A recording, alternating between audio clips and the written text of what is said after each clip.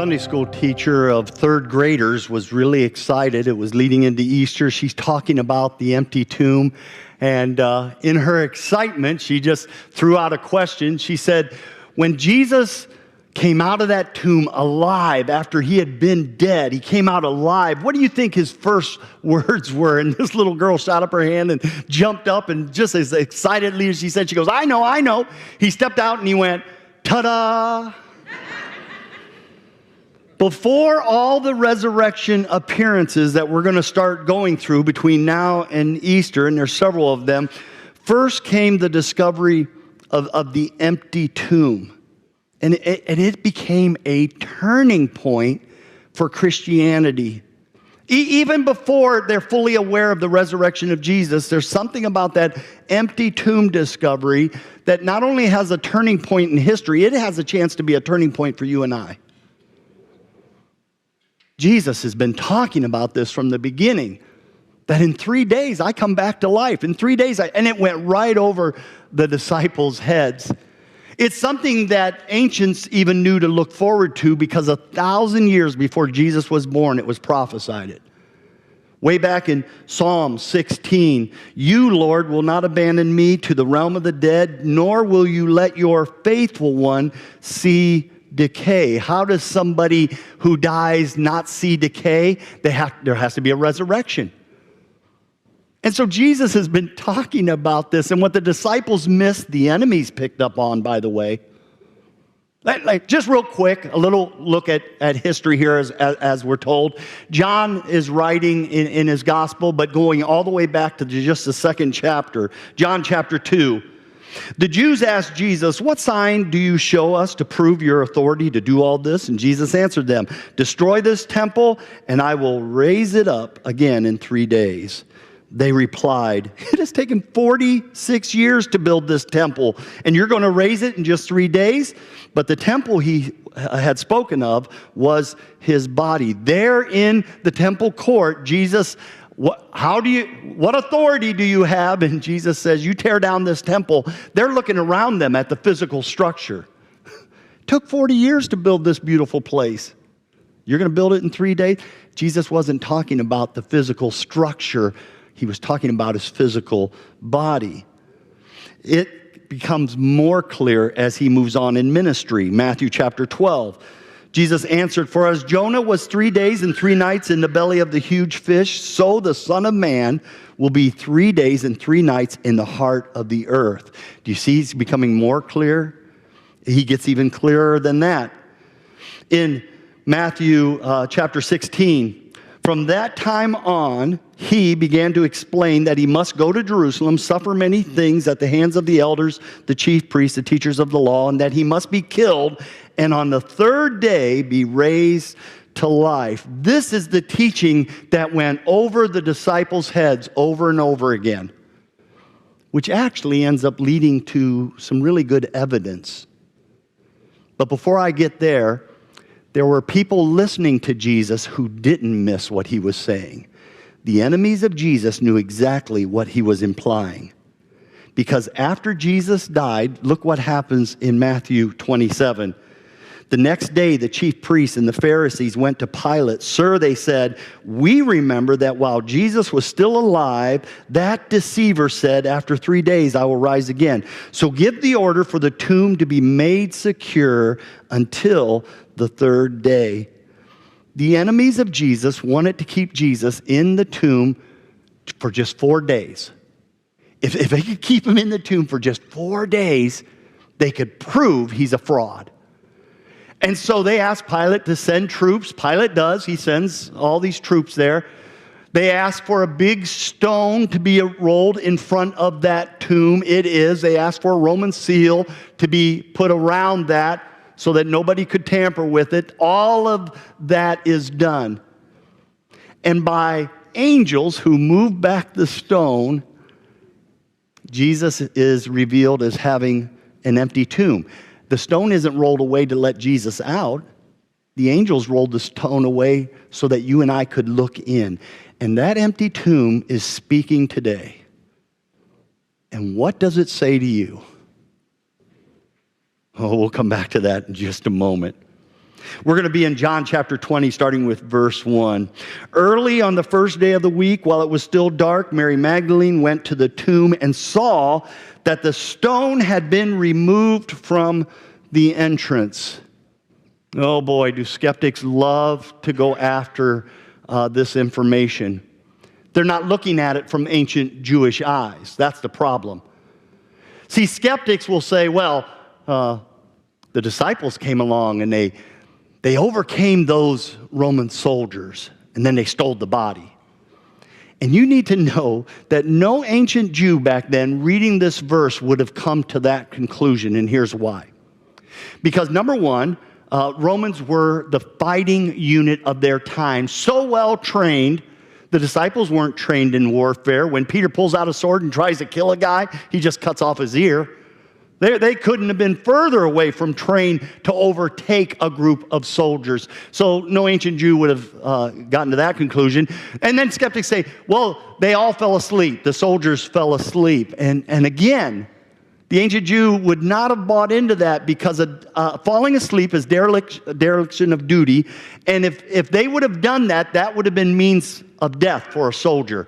And even if a few of them fell asleep, you think all of them fell asleep?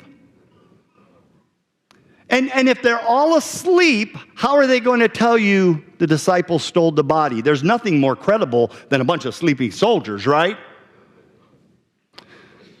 But in their minds, ancient Jews, it was that stone. And let me explain why. That stone, pretty large, could only be moved with levers and stuff to move it. Maybe as big as a ton, maybe bigger. That stone rolled in a stone groove. That stone rolled against the face of the rock. It would have made so much noise. That moving stone sliding, rock against rock sliding, would have made so much noise. No one would have been able to sleep through it or ignore it. And when ancient Jews heard about the stone that was removed, they didn't buy into this skeptics' words of our day, even though those skeptic words have been with us for 2,000 years. They would have known better. And then, inside this first verse, there is a name, Mary Magdalene. All right. Women in the first century were seen as second-class citizens. Women in the first century did not have a public voice. Women in the first century would have never been asked in a trial to give evidence. Their words were never considered credible. You'll get a glimpse of that today, even with the disciples. When Jesus came along, he changed all that for us. Jesus, as a rabbi, broke paradigms of that time like no one else had ever done. When the disciples come to the well and they find Jesus talking to the woman at the well, they are shocked. They are just completely shocked that he would be doing something like that. When Jesus spoke to women, Jesus spoke to them with worth. He elevated their worth. He spoke to them in honor. He was tender. He was kind. He was inclusive with women in ministry. He's the only rabbi of that time who allowed women to be a part of his ministry base. And so when ancient writings, like John, writes down that Mary Magdalene is the first one to see the tomb empty, and next week she'll be the first one to see Jesus alive, you need to know that no ancient historical writings of that time would have used a woman for that kind of witness. It's what adds, her name just being in this passage is what adds to the credibility that this is a historical record, because nobody else would have written this. If they were making up a religion, if they were trying to prove a resurrection, they certainly wouldn't have used a woman to give credibility to that years ago. But God in his wisdom and Jesus in his tenderness, being more inclusive, it's part of the story. And you'll hear more about her next week. Verse 2. So she came running to Simon Peter and the other disciple, the one Jesus loved. We always know that's John, by the way. And she said, they've taken the Lord out of the tomb. We don't know where they have put him. Okay, she's looking for a natural explanation. Did you see that she didn't say he was resurrected? Her mind doesn't go there right away. It doesn't go there for the disciples either at the beginning. Jesus will have to prove himself alive before they get to that conclusion. But right now, she's just like, the body is missing. I don't know where they put him. See, she's looking for something natural. Verse 3. So Peter and the other disciple started for the tomb. Both were running, but the other disciple outran Peter and reached the tomb first. He bent over, he looked at the strips of linen lying, but he did not go in. Did you see what John just did? John said he and Peter started running for the... And by the way, I outran Peter. Did you see that? Does that feel a little junior high to you? I mean, you're sitting there going, man, why would John do that? You know, I'd expect Ron to do that, but I wouldn't expect John to do that. It'd be like me standing up here saying, you know, yeah, Lauren and I, we ran, and I beat Lauren, which I'm pretty sure I can. Anyway, it feels a little junior high. John is going to make mention of this 2 different times. Verse 6, then Simon Peter came along behind him and went straight into the tomb. He saw the strips of linen lying there, as well as the cloth that had been wrapped around Jesus' head. The cloth was folded, still lying in its place, separate from the linen. Why does John take so much emphasis to tell you about the grave clothes of Jesus? Because it is an evidence. I'm not trying to be rude, but I want to be clear. Do you really go to steal a body and undress it first to carry it off? No. Even in ancient Egypt, if they uncovered a tomb and the mummies were gone, the linen was not left behind that had wrapped the body. If you're trying to hurry up and steal a body, you don't take the time to undress it. You just grab it and you go. And here's what these 2 disciples discovered. When they looked in, now, I'm going to tell you that the grave clothes were still on the stone bench. You'd go through a small hole, and inside there'd be a stone bench. The body would be laying there.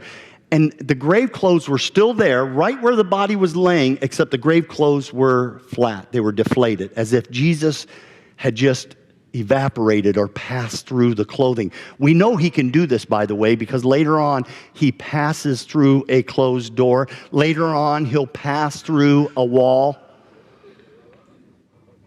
And there's no way, if they were stealing the body, they would have unwrapped him and then put it all back in place and then laid it down. They wouldn't have taken the time to do that. And then that folded face covering. When thieves come in to steal something, it's mayhem. They don't take the time to tidy up.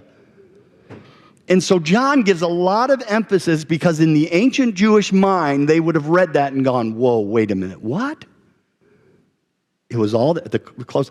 When Lazarus comes out of the tomb, he comes out, he's still all wrapped in his grave clothes. And what's Jesus have to say? Unwrap him and give him something to eat. Unwrap him.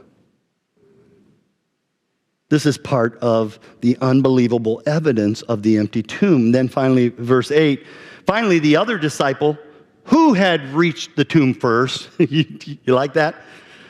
Also went inside. He saw and he believed.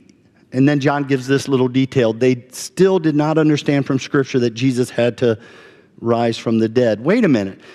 John went in and he believed, but John's saying, but it wasn't about the resurrection yet. What did he believe then? Well, he believed Mary's testimony then because he had seen it with his own eyes. Before that point, I don't know if her testimony was enough for him. He's still wrapped up a little bit in ancient views of women in ministry. Did you know that the opponents of Jesus never challenged the tomb's emptiness? The empty tomb was too notorious to even debate about. Everybody knew the tomb was empty. If the Romans had the body of Jesus, all they would have had to do is bring it out and say, rumors about him being resurrected are, no, that's ridiculous. Here's his body. We've had it the whole time. We moved it to another secure location. They never do that. Skeptics like to tell you that. Well, the Romans moved it. Remember, the Romans were trying to destroy Christianity. All they had to do was produce his body to destroy it, and they couldn't do it. The Jewish leaders didn't take it, of course. Well, they were afraid the disciples would, so they moved it.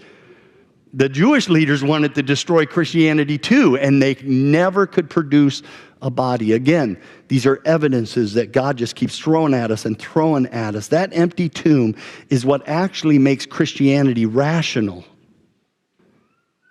Because all other spiritual, religious founders, every other one, Muhammad, Buddha, Confucius, Moses, are all still dead and in their tombs. They're still in their graves. When Jesus comes out of his grave, when he leaves you with an empty tomb, it puts him so far ahead of the race of every other religious leader you've ever known. And so the question comes back to me. What does the empty tomb say to you today? Mary, when she looks into that emptiness, by the way, her first experiences is sadness. She feels defeated. She's uncertain as to what's going on. Next week, when she sees Jesus alive, guess what happens? Her sadness is turned to joy, her defeat is turned to victory, and her uncertainty is turned to hope. That empty tomb will be a huge turning point in Mary's life. That empty tomb is a turning point in history, and I think that empty tomb has the ability to be a turning point for you and I.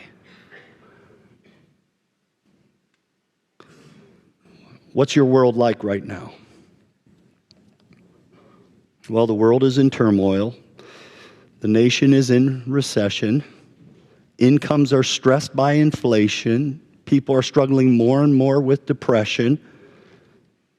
Our courage does not come from a stable world because the world has never been stable. Jesus was born into the most wicked of times, and the world has always been wicked. The world has always been dark. So what gives hope to the Christian? That empty tomb is what gives hope. I asked myself this week, what does the tomb say to you, Ron? And it just hit me immediately. I don't fear dying. I know there are people who look at me and go, well, you're not afraid of dying because you're so young. You're going to give me that one, aren't you?